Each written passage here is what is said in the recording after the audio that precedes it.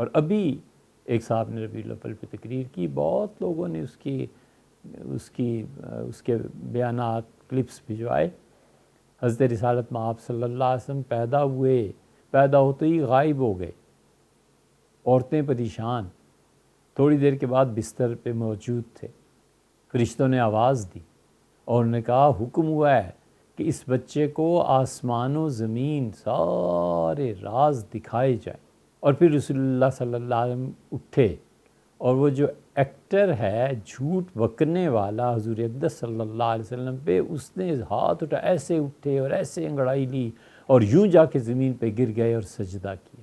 نرے جاہل ہے کوئی دنیا میں ایسی کتاب جس میں یہ سب کچھ کسی مستند آدمی نے کسی سند کے ساتھ لکھا ہو؟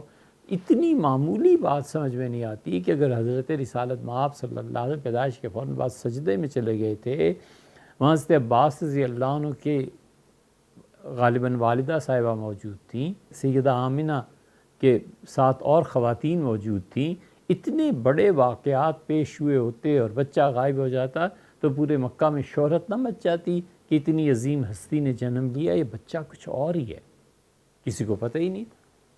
ان کا آواز سنیں تو ہنسی آتی ہے، اور ہمیں اس لیے غصہ آتا ہے کہ آپ اپنے متعلق سوچیں، آپ کے متعلق کوئی جھوٹ بولے تو آپ کو برا نہیں لگے گا؟ اور یہ جھوٹ حضرت رسالت پناہ صلی اللہ علیہ وسلم پر بول رہے ہیں۔ کوئی کہ حضرت ثابت کریں یہ بچہ اڑ کے گیا کہاں تھا اور بچہ اڑتا کیسے ہے، کوئی عقل میں آنے والی بات ہے؟ یہ سب نتیجے ہیں نہ پڑھنے کے، اور خام خواہ امت کی قیادت کا شوق چراتا ہے۔